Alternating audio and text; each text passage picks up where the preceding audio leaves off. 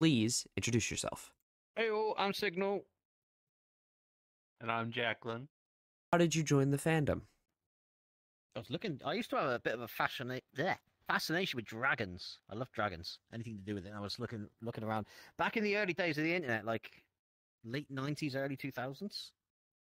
So I was looking for like pictures I could use on my wallpaper, and then I came across all like deviant art and things like that later on, and then for Affinity and found all the artwork, and it just sort of went from there.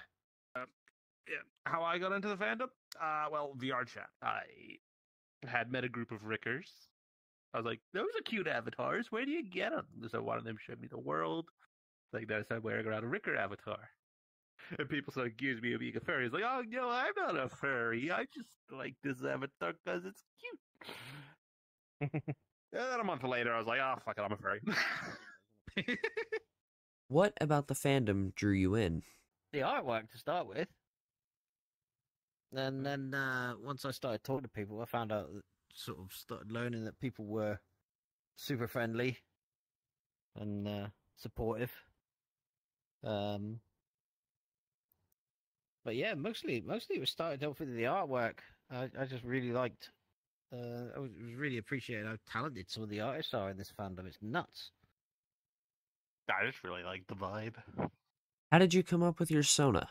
This one was actually started off life as a public avatar in VRChat. It was originally created by Dia the Dane, who's a avatar creator. I kind of found it in his public world and sort of fell in love with it. Used it for ages and ages and ages. And eventually when he announced that he was going to be taking down his public avatars, I approached him and said, look, I really like this avatar. I want to buy. Originally, I just bought the textures, and then I eventually actually bought the rights to the avatar. And then I had this guy created, which is basically the same, but just in the Tosca model instead of the original Rex, because I like the Tosca model as well. And this one's Foofy. I used to have a Sona before that, which I don't really use anymore. But yeah, it was a red dragon. It was an anthropomorphic dragon. Yeah, he was red with white horns, and he wore a leather jacket. But I don't really use that one anymore. Surprisingly, the roots of my Sona also started off with a public avatar, which at one point I logged into VRChat and I was like very upset because I realized my main avatar was no longer available because it had become privated. I later found out it was because someone had bought like half the content creators' library of textures. In fact, I actually know the person who currently owns that specific texture. Yeah. But yeah, that I basically I had the money for a redesign for like someone to create a soda for me. So I contacted this artist I really liked, like who was like in Russia, and like they designed this for me based off of pictures of that other avatar. Yes, it's not exactly the same. It's I like this more. How did you two meet? On here. Getting drunk. On VRChat. Is the honest answer. Yeah, at a private party. When we used to hang out a lot of time. When we first got in VRChat, I got onto VRChat during COVID. When COVID was like just getting started, sort of 2020. I started off on desktop for a week or two and bought a headset, and then I met a load of people that we were all locked in at the time. We couldn't go anywhere, so we used to sort of get a couple of beers in, go to set up a world on a Friday or Saturday night, and just put some music on and drink some beers and just chill. And that group sort of just grew and grew and grew, and eventually there was loads of people. And this one came along, and we used to hang out for a bit, and we just hung out more and more and more and more until eventually we were like, you know what?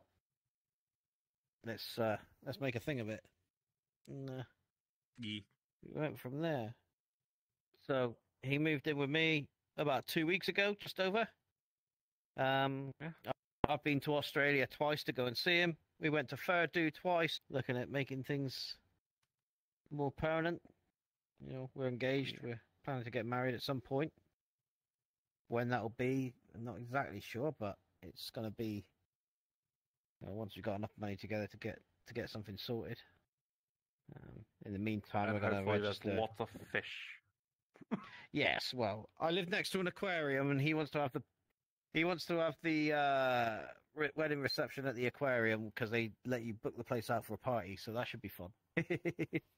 They take you up to the shark tank for wedding photos, and then they take you up to the top floor, which is a function room. What's your favorite part of the fandom? I think I haven't met all the people that I've met now. It's just how open people are with each other and how accepting people are. There's a lot of different people in the fandom. You know, they've got people gay, straight, bi, trans, as well as people with various disabilities and things like that. And none of that matters in the fandom. You know, nobody really bats an eyelid at it, and that's something that I really find important. Yeah, and aside from that, obviously, I mentioned, you know, how talented some of the people in the fandom are. You know, people who've got you know, artists, musicians, 3D modelers, programmers. You know, half of VRChat is powered by furries. I'm pretty sure, maybe more. You know, I've met people who work for game development studios or who are developing some pretty high-profile games in here on VRChat. They're all furries. It's nuts. It's just such a big variety of people from all walks of life that you don't expect. You know, I know people who are in the military. You know, people who are literal rocket scientists who work for NASA. It's nuts how many people you see in here. My answer is simply, I plead the fifth. Any notable personal stories? Yeah, apart from meeting you, I think one of my favorite and most memorable moments is from the furry fan. I mean, I've met a lot of people. I've had a lot of fun doing stuff on here. Like, I got bullied into streaming by some friends of mine, which I never sort of intended to do, but then I ended up doing that. Which I kind of sort of do on and off now, but that was fun. Getting drunk and doing daft shit on YouTube. That's always laugh. But no, I think one of the most fun things I've done is the first con I went to.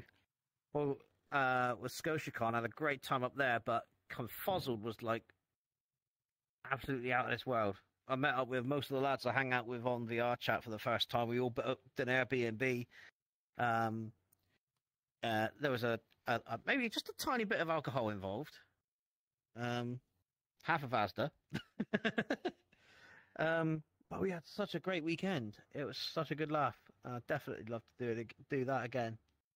So that next year we'll be going up there. We're staying in the hotel this time, but yeah, a lot of fun. And obviously going to Australia twice to eat this bean.